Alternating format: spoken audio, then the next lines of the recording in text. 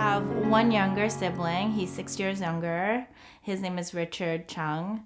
My mom is currently still healthy and alive. My dad, however, passed away in 1997. At the time I was in school at the University of Massachusetts, in the beginning I was commuting home every weekend, and then that just became too exhausting. And so I left that school and I came home. I went to Bergen Community College, which is a community school in our county. And I helped my mom out with the yogurt store to cut down on costs, right? To sort of save money. And so my brother and I both worked at the yogurt store. It was my mom and the two of us. And we, that's how we survived. My mom and I focused a lot on my brother because we were definitely very worried about him. He was about to enter his teenage years, and he was about to do it without his father, without a male figure.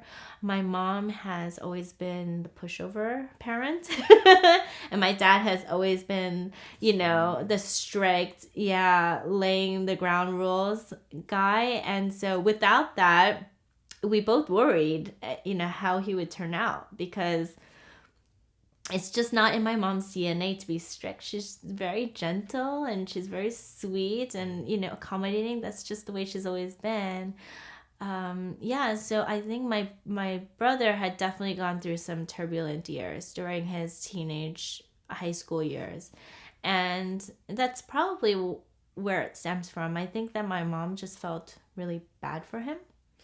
And so she did what came naturally to her, and that was to spoil him.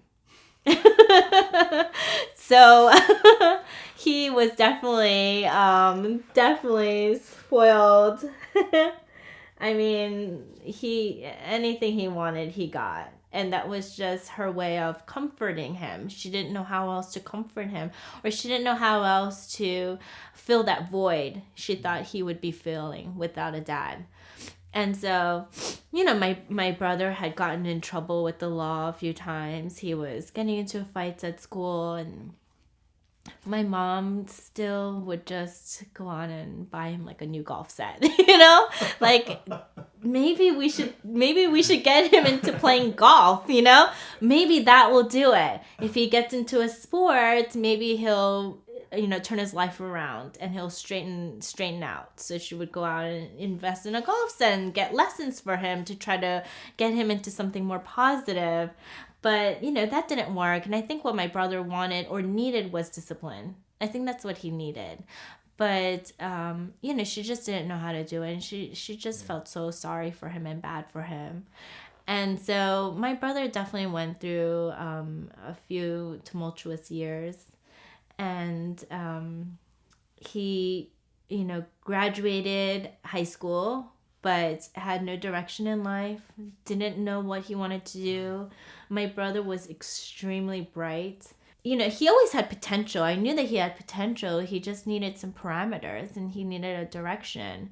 And my mom she was Buddhist at the time. So by the time my brother was basically graduating from high school, she was a pretty strong Buddhist. Because my brother was just acting crazy and erratic, and he was pretty much out of control.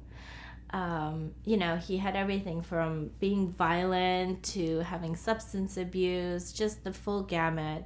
She decided she was going to take him to Hawaii because there was a Buddhist monastery there that was secluded from the world. It was in the jungle. It's on an island, nowhere near his friends. He can't drive away. If she took away his passport and his money, he would have no means of escape. She took him to the furthest point she could think of while still being in this country. And, where there is no cellular towers, there's no reception there. There's nothing, just trees. She basically just locked him up there and had him do an intense recovery, detox and recovery. And that was his brutal introduction to the world of Buddhism. She told me, listen, I'm not coming back for 6 months. You take care of the store. I don't know if it's going to be longer, but I don't think it's going to be shorter than that. So she said, you take care of the store, you take care of the house, you take care of everything. I just need to get him away from here. And that was her just last-ditch attempt to just save him. And so that's what she did. And so we planned this whole fun episode with him saying, oh, you're going to Hawaii. And I played it off with like, I'm so jealous. You're going to Hawaii. It's going to be so much fun. And he was, I'll never forget, on the day that they left, we were at the airport, he was snapping photos with my mom. He was just ready to go and lay on the beach for a few months. So they were there for, I think it was probably a year and a half. They were there for quite some time. Yeah. And I would get random phone calls from my brother. Help me. Like, you have to come save me. My mom told me that he tried to run away a few times from the temple, and she would just let him because he had nowhere to go. So she would be, she knew that he was trying to escape, and she wouldn't do anything to stop him. She would just leave the doors open. Okay, go. And then sure enough, less than 24 hours, he would come right back. Because she knew he had no friends there. He had nowhere to go. He had no means of escaping. He had no money. So the monks there were, they didn't give him any special treatment. So if you stay there, you have to participate and you have to do all the chores and you have to help out and operating the temple and maintaining. And so, he was cleaning every day and cleaning toilets and, he had rough times, definitely. They had a lot of rough times there. They would get into arguments and he was always threatening my mom to do something, but she stuck with it. Then they came back but my mom felt that my brother was still not there yet, to the point where he was fully in control of his own life, because they came back and my brother was seeking his former life. He was yearning for it, had a craving for it. And so she basically bribed him to go to Korea. And so he went. And so he's been there ever since. But now I think he's there of his own volition, because that's what he tells me, And now I think he's sort of settled into it. And I don't know if he'll make an entire career out of it, but I think at this point in his life, this is what he wants, and he feels comfortable and happy.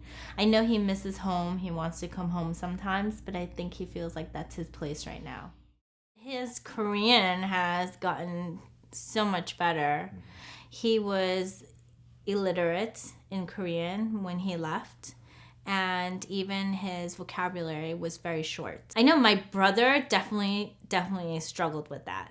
So if I wasn't around to try to, translate for him, he would just get so frustrated and he would start yelling, or my mom would start yelling, and they would just go back and forth. So yeah, I'm really happy that my brother can communicate better with my mom. That's a great thing, and it's something invaluable that he's gotten.